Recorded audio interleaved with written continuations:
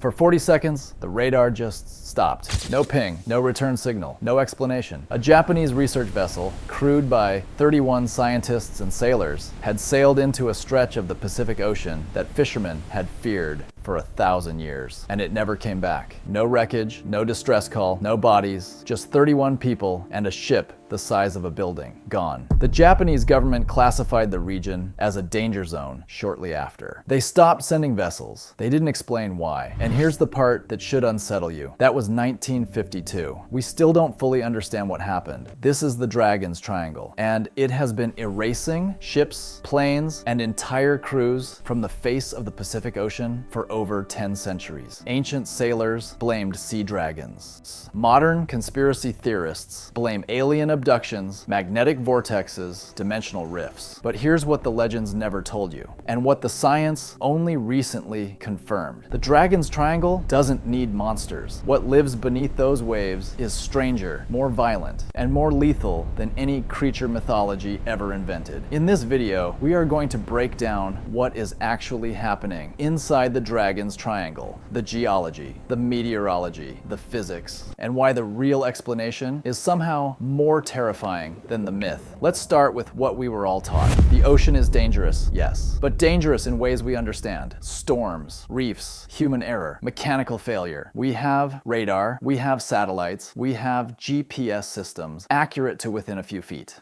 We have weather forecasting that can track a storm from its first tropical depression to full Category 5 fury, days in advance. Modern ships don't just disappear, except in the Dragon's Triangle, they still do. Draw a triangle on a map of the northwestern Pacific Ocean. Connect the coast of Japan near Tokyo, the island of Guam to the south, and the northern tip of the Philippines to the west. That triangle, roughly 4 million square kilometers of open ocean, is what sailors have called the Devil's Sea for as long as sailors have existed. The Chinese called it the Sea of the Devil. The Japanese called it Ma no Umi. We call it the Dragon's Triangle. And the disappearances it is named for are not legend. They are documented, investigated, real. The question was never whether ships vanished. The question was always why. Here is what most people don't know about the Dragon's Triangle. It is not just dangerous the way any ocean is dangerous. It sits at the intersection of three of the most powerful geological and meteorological forces on this planet, stacked on top of each other, operating simultaneously in the same stretch of water. Force number one. Beneath the Dragon's Triangle, the floor of the Pacific Ocean is tearing itself apart. This region sits directly within the Pacific Ring of Fire, a 40,000 kilometer arc of tectonic violence encircling the Pacific Basin, responsible for 90% of all earthquakes on Earth and 75% of all active volcanoes. Beneath this specific stretch of ocean, the Pacific Plate is being driven beneath the Philippine Plate in a process geologists call subduction. Two of Earth's great tectonic slabs colliding in slow motion, one grinding beneath the other, generating pressure measured in millions of atmospheres. The result is a seafloor that is not static, not passive, not dead. It is alive with underwater volcanoes. Hydrothermal vents venting superheated water at temperatures that would dissolve steel. Seamounts, underwater mountains that rise thousands of meters from the ocean floor and can shift, erupt, or collapse without warning. But here's the mechanism that directly explains ships vanishing without a trace. When underwater volcanic activity destabilizes methane hydrate deposits on the seafloor,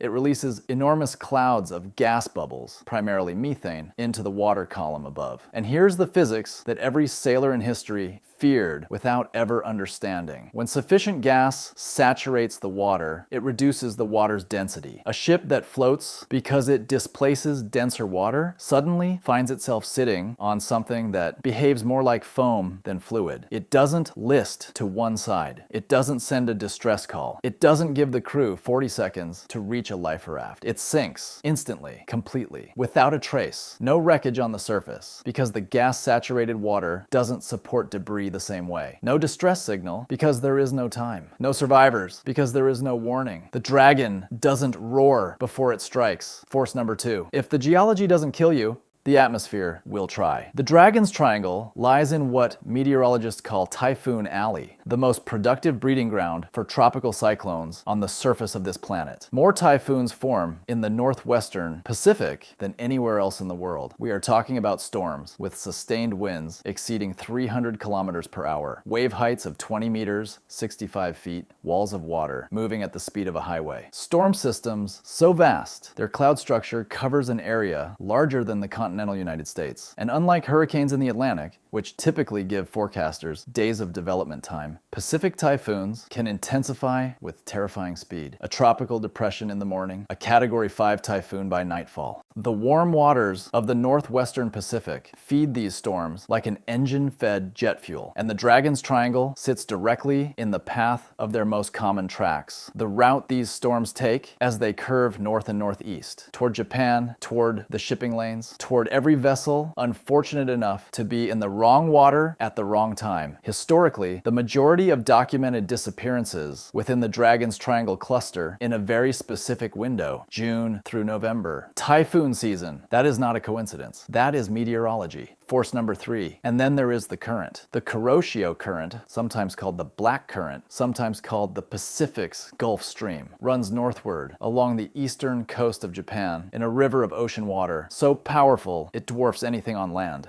It moves at speeds approaching 4 kilometers per hour. It transports more water than every river on Earth combined. Its temperature is significantly warmer than the surrounding Pacific, which means it creates its own local weather patterns, its own fog banks, its own unpredictable wind shear. For a vessel already compromised by structural damage, already fighting a storm, already trying to navigate in conditions that are pushing against every instrument it has, the Kuroshio Current is a conveyor belt pointed at the deep ocean. It pushes ships off their charted courses. It scatters wreckage across thousands of kilometers of open water. It carries debris so far and so fast that search teams arrive to find nothing. 3 forces, 1 region, all of them operating all of the time. Now let's talk about the cases the legends are built on. Because the stories are real, and the explanations, when you look at them clearly, are devastating in their simplicity. September 1952, the Kaiyo Maru No. 5, a Japanese maritime research vessel, was dispatched directly into the Devil's Sea on a scientific mission. Its assignment: investigate an area of unusual underwater seismic activity that researchers had recently flagged. 31 people, scientists, crew, researchers, sailing toward the thing that was already trying to kill them. The ship disappeared completely. The investigation that followed concluded that the most probable cause was destruction by an underwater volcanic eruption, consistent with the active seamount beneath the research site. Debris recovered in the region showed evidence of extreme thermal and mechanical force. The Dragon's fire was real. It just came from 500 meters below the surface, not from above it. The American military disappearances. The Pacific theater of World War II was the largest aerial combat zone in the history of aviation. Millions of square kilometers of open ocean, primitive navigation, minimal weather forecasting, fuel ranges stretched to their absolute limits. Aircraft were lost across the entire Pacific, constantly, routinely. Drawing a triangle around a subset of those losses and calling it a mystery is not investigation.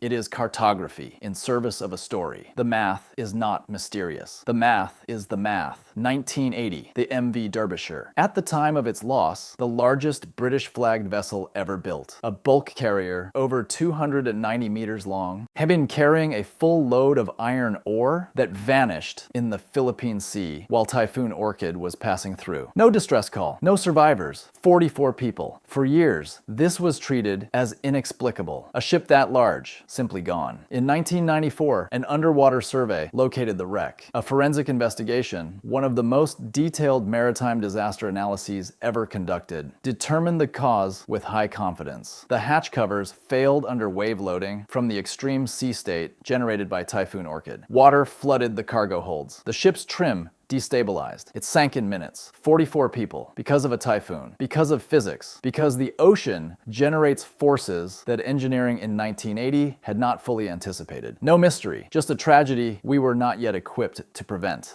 So here is the question that cuts through everything. Is the Dragon's Triangle actually more dangerous than other busy ocean regions? The data says No, not significantly. Maritime incident analyses, including research referenced by Lloyd's of London, have found no statistically meaningful elevation in accident rates within the Dragon's Triangle compared to other high-traffic, high-risk ocean zones. What the Dragon's Triangle does have is a precise, concentrated overlap of genuine environmental hazards, active volcanism, extreme storm generation, powerful ocean currents, in waters that have carried some of the heaviest maritime traffic on Earth for centuries. You don't need the supernatural to explain what happens there. You need physics, geology, meteorology. The mystery persists, not because the science is insufficient. The mystery persists because a research vessel was destroyed by an underwater volcanic gas eruption while drifting off course in a typhoon-generated sea state, with wreckage dispersed by one of Earth's most powerful ocean currents.